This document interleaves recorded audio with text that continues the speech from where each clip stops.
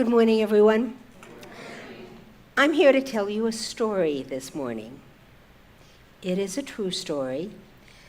It is complete with a mostly lively cast of characters, emotional conflict, modest action, and it does have a happy ending. And of course, this is a church, there is a message. Okay? So I'm the first of 3 children in my family, and I'm the only one of us still on this side of the planet. My sister, who was nicknamed Denny, honest, passed about 15 years ago, and my brother passed just last spring.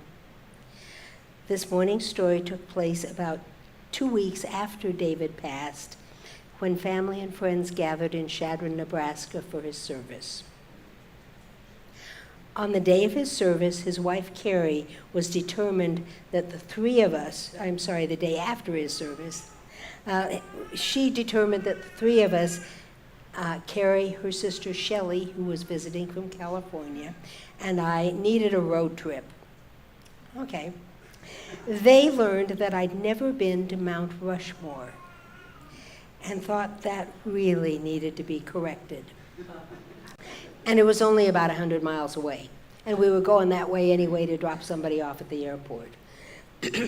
This was my first trip to the Black Hills. Oh my gosh, they are awesome. Absolutely lovely. But what I was not at all prepared for was the sprawling, very commercial setting of Mount Rushmore. Actually, I was a little appalled. The sculptures are almost always visible, but they're dwarfed by the multitude of opportunities to spend money, and the path eventually leads you to the carvings, but it is a huge, sleek shopping district with a couple of museums and a theater, so you can get a little bit of education along the way. And there happen to be 3 iterations of the park gift shop, which is conveniently the place where you must purchase tickets to come to the park. You know what? They never asked to see our tickets, but they did get us into the gift shop. So dutifully, we stopped at the first gift shop installation. While Shelley was buying the tickets, I of course browsed. There were mostly books, maps, knickknacks, and there were stuffed animals. Stuffed animals. Oh, well, aw. There were several species, including eagles. Eagles? I'd never seen a stuffed eagle before, so I picked one up. It was cute. In a surprisingly eagle-ish sort of way, it was cute. But then I put it back down. And then I picked it up again. And you know where this is going, right? So, what I did not know was this was step 1 of do what? So now let me introduce my eagle.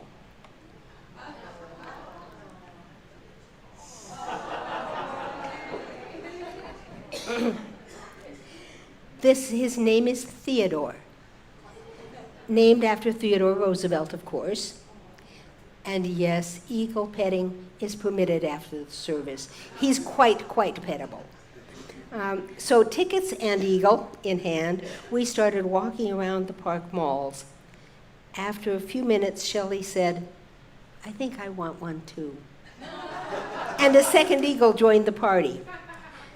You pretty much know again what's coming next, right?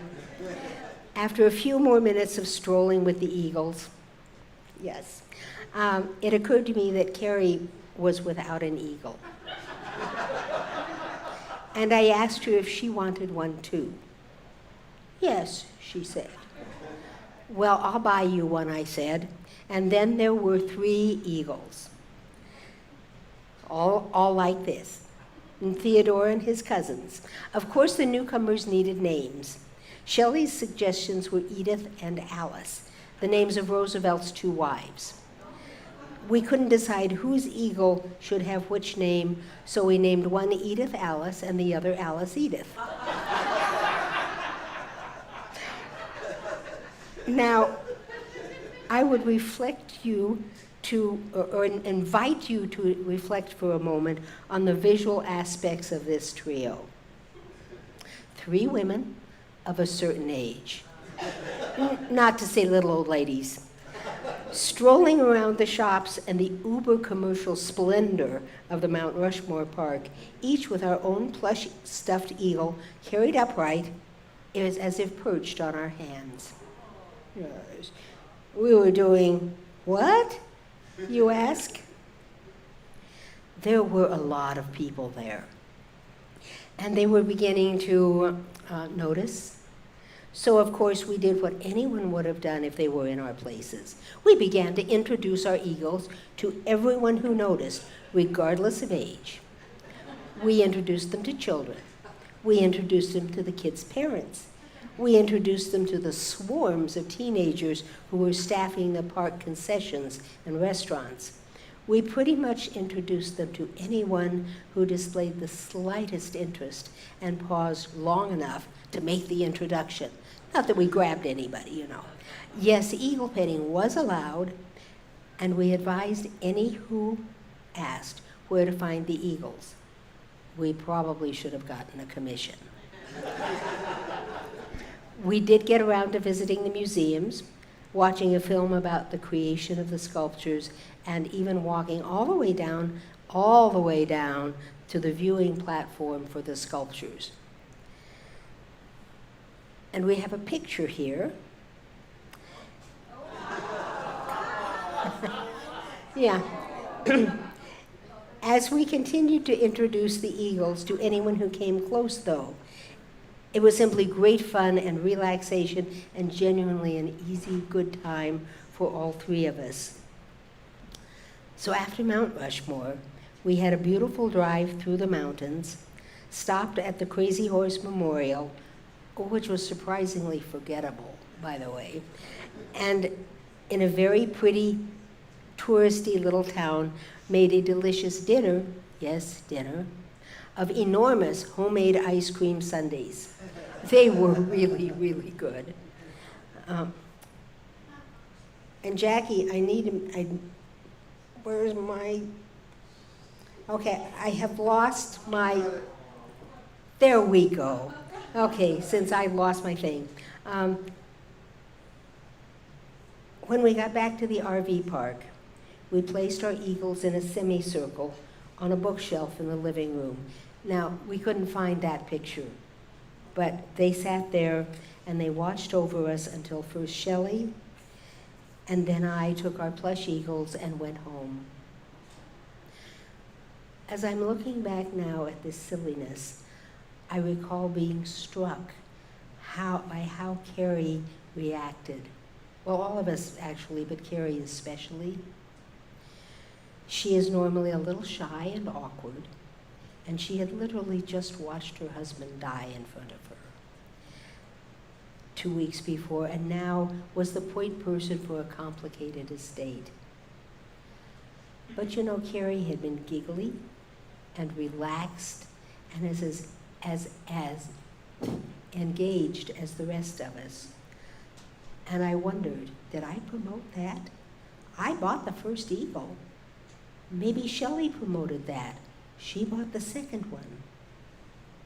Or was it simply how unique and charming these stuffed animals are? Maybe it could have been the crowds, slightly bemused, but who obviously welcomed our goofy introductions. You know, I don't think so.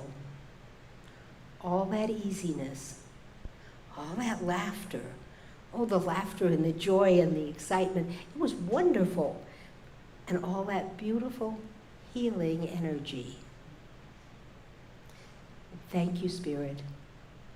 Thank you very much.